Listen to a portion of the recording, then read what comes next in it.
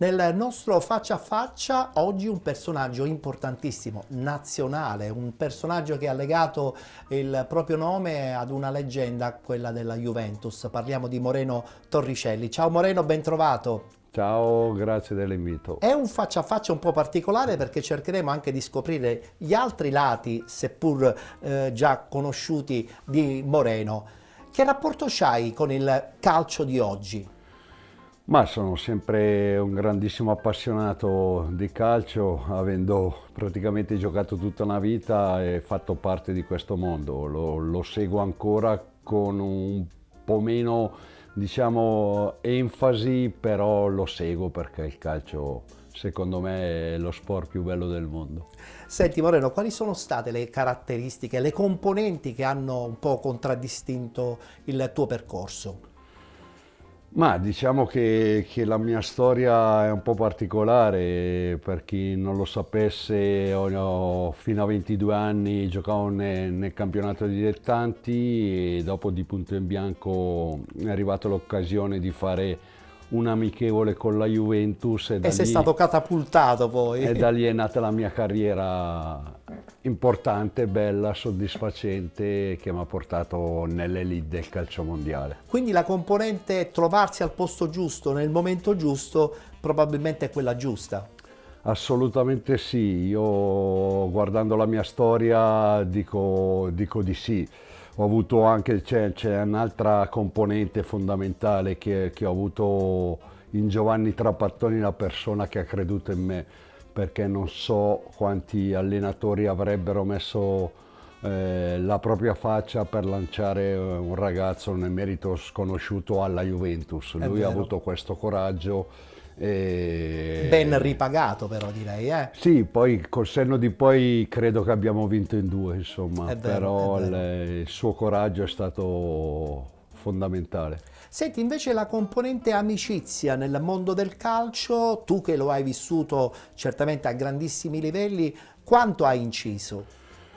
Ma all'interno di uno spogliatoio dove ti frequenti praticamente tutti i giorni dell'anno è fondamentale andare d'accordo, è fondamentale instaurare rapporti che vanno al di là dello sport, perché l'unità del gruppo, l'amicizia, il senso di appartenenza tra compagni è quello che ti porta a vincere o a perdere un campionato. Ma può incidere anche l'amicizia con i giocatori al di fuori del rettangolo di gioco? Certo, certo. Frequentandoti tutti i giorni chiaramente entri in una sintonia particolare. L'amicizia nasce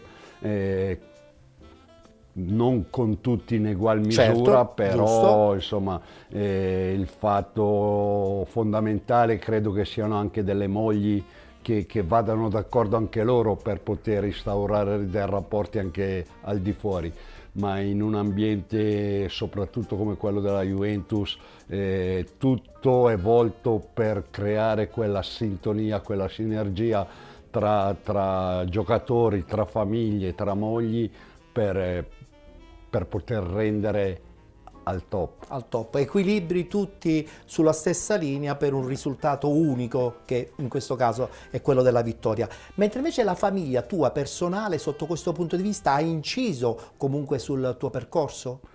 Sì, è fondamentale avere una famiglia, avere dei figli, stare bene a casa perché è molto bello giocare a calcio, però ti assorbe quotidianamente 24 ore su 24 che se non si è supportati in primis dalla moglie diventa un po' più complicato. C'è tanta pressione, ci sono tanti viaggi, sempre sotto l'occhio del Anche ciclone. tante assenze proprio in famiglia. Assolutamente sì, per cui avere a fianco una persona che ti capisce, che ti supporta nei momenti di difficoltà soprattutto è fondamentale. Avrai sicuramente tanti aneddoti da raccontare, ma io te ne chiedo uno in modo particolare. Mondiali del 1998 in Francia, dove tu sei stato inserito nella lista dei 22. Ecco, quello è un mondiale molto particolare, lo abbiamo perso ai rigori, però è anche vero che dentro c'era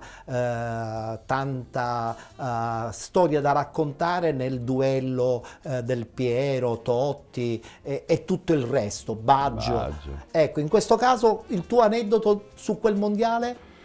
Ma guarda, eravamo una squadra fortissima, avevamo dei talenti straordinari, tu ne hai citati 3 su tutti. Beh, c'è però, tutto il compartimento difensivo. Maldini, Cannavaro, Nesta che purtroppo si fece male, sì. C'era Bergomi, eravamo veramente un gruppo eccezionale, però si sa, sono talmente partite difficili. E giocare contro la Francia, in casa della Francia, che insomma la Francia di Zidane era forte, molto forte, e peccato che siamo usciti, perché io credo che quella partita lì è passata la Francia e alla fine ha vinto il mondiale. Se passavamo noi potevamo andare in fondo, però quello fa parte del gioco. Certo. Tu sei forte, gli altri sono altrettanto forti, sfidarsi è bello. Purtroppo i rigori non ci sono andati bene, peccato. Avresti rischiato di alzare anche tu la Coppa del Mondo, però è anche vero che hai alzato tantissime coppe, come ad esempio soprattutto quella della Champions League, che a sua volta prima si chiamava Coppa dei Campioni, certo. L'ultimo trofeo ancora vinto dalla Juventus. Ecco, anche in questo caso penso che di aneddoti ne avrai tantissimi. Sì, hai detto bene, si chiamava ancora Coppa Campioni e partecipava chi vinceva il campionato. La Juventus era da 9 anni che non vinceva il campionato, è arrivato Lippi, siamo riusciti l'anno prima a centrare la vittoria del campionato e poi la cavalcata lì della Coppa Campioni è stata fantastica, perché ci siamo trovati a giocare contro il Real Madrid per la prima volta, la mia prima volta al Bernabéu, che secondo me è uno degli stadi più belli del mondo. Il vecchio Bernabéu, perché adesso a sua volta è stato di nuovo rinnovato. Il vecchio Bernabéu, e per cui sono cavalcate che con il gruppo che eravamo, perché eravamo veramente un gruppo eccezionale, abbiamo fatto qualcosa di incredibile, che ce lo ricordano ancora tutti. È vero. Che nessuno ci potrà portare via. Mai, mai, mai. Attenzione, perché in quel gruppo c'è un personaggio che è stato amato alla follia, Gianluca Vialli. Che rapporto avevi con Gianluca e che cosa ti porti sempre nella tua scatola dei ricordi? Guarda, secondo me Gianluca è l'unico vero grande leader che ho avuto io, il più grande, perché ognuno a suo modo è leader nello spogliatoio, i Del Piero, i Baggio, insomma tutti questi grandi personaggi, però credo che Gianluca aveva un qualcosa in più sotto questo profilo. Io sono arrivato dalla falegnameria proprio nell'anno che è arrivato Vialli e mi ricordo che le prime volte avevo paura di parlargli, perché aveva talmente tanta personalità che non riuscivo a avvicinarlo. E dopo, a distanza di mesi, che tra battute, perché lui nello spogliatoio è uno che gli piaceva ridere e scherzare, dopo mesi che sono entrato un po' più in confidenza, gli ho detto del mio disagio iniziale. E lui cosa ha risposto? E lui mi ha detto: guarda, non sei il primo che me lo dice, io non so il perché, però non sei l'unico che me l'ha detto. E questa è della sua grande personalità, io credo che... La semplicità. Di quel gruppo vincente, di quella Juve, lui è stato un grandissimo artefice assieme a Lippi, anche perché si conoscevano dalla Sampdoria, sì. E lui faceva da tramite tra capitano qual era, tra spogliatoio e il mister Lippi, e hanno creato veramente qualcosa di incredibile. Leader assoluto, in poche parole. Leader numero uno. Abbiamo parlato di tanti successi, però è anche vero che la vita di un calciatore è anche fatta di amarezze. Qual è l'amarezza che appunto tu vorresti dimenticare ma che comunque hai vissuto?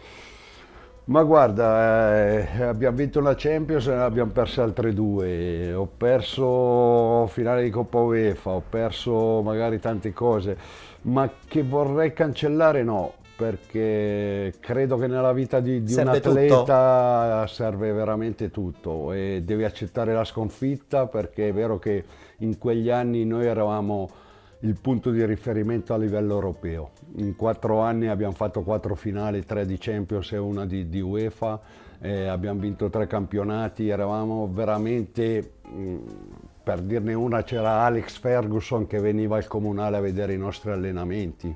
E quindi Insomma, è tutto dire. tutto dire.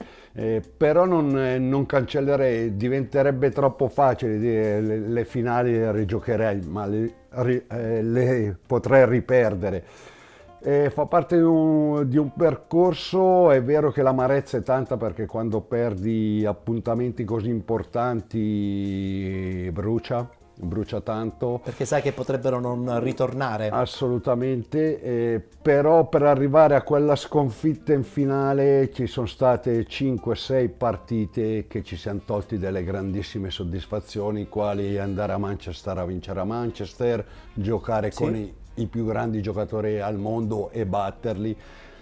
Sai, perdere purtroppo fa parte, uno Fa deve parte del perdere, gioco, fa parte del bisogna gioco. stringere le mani agli avversari che sono altrettanto forti come te. Giusto, giusto, giusto. Percorso iniziato nella Cariatese, quindi campionato nazionale dilettanti, percorso che è partito dal livello più basso, ma che ti ha portato a grandissimi livelli. Ecco, per chi adesso in questo momento sta giocando nel campionato dilettantistico, qual è il tuo suggerimento? Tu che hai vissuto e costruito il tuo percorso. Ma guarda, non saprei cosa dire, nel senso che io mi divertivo tanto anche a giocare in interregionale, in nazionale dilettanti. Guadagnavo dei soldini, ero un ragazzo giovane per cui non facevo neanche male e mi piaceva il senso di appartenenza, lo spogliatoio. E a me è sempre piaciuto, siccome giocavo al paese, perciò i vecchietti del paese ti venivano a vedere. Eri diventato un riferimento. Ok, ero il passatempo della domenica per quanto riguarda i discorsi da paese e per cui io entravo in campo con l'idea che la gente parlasse bene di me, no? Io non sono mai stato un giocatore ultra tecnico, però ero un giocatore che non mollava mai, che correva tantissimo, gli piaceva non mollare mai, vendere cara la pelle. E questo è stato un po' il mio modo di essere che poi mi sono portato anche Chiaro. alla Juventus. E il fatto che la gente parlasse bene di me è stato fondamentale.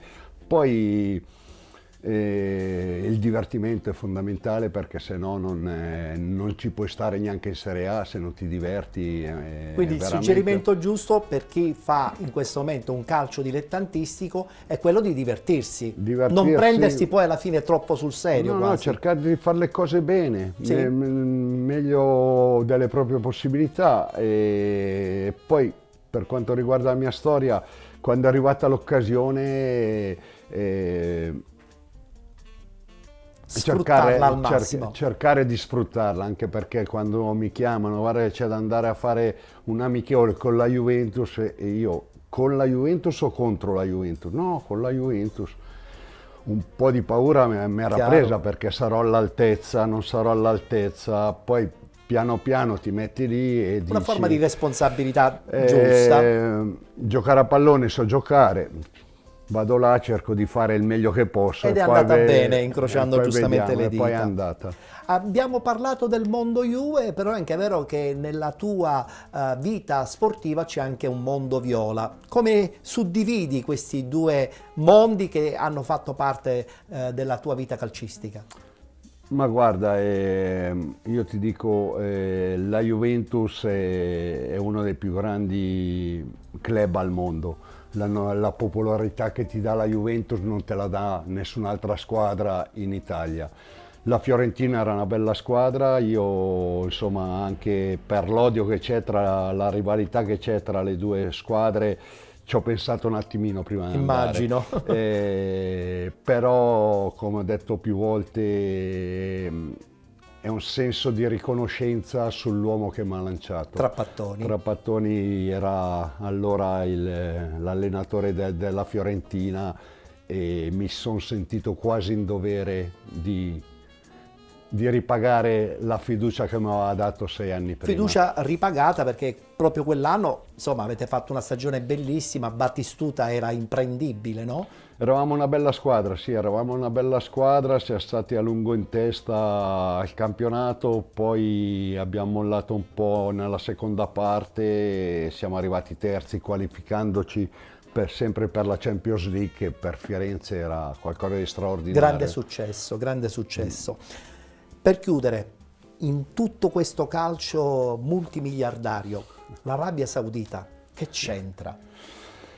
È il dio denaro, il potere di acquistare, di fare, di costruire città, skyline adesso. Non lo so, sicuramente stanno crescendo, non mi piace tanto l'idea che hanno che se un giocatore guadagna 1 lo prendono per 10, sta un po' falsando Anche queste cose l'equilibrio. qua. Sì, anche perché io non sono mai stato così veniale. Io credo che i giocatori top player, perché vanno a prendere i top player, Certo. non sicuramente un Torricelli della situazione, ma vanno a prendere Ronaldo così.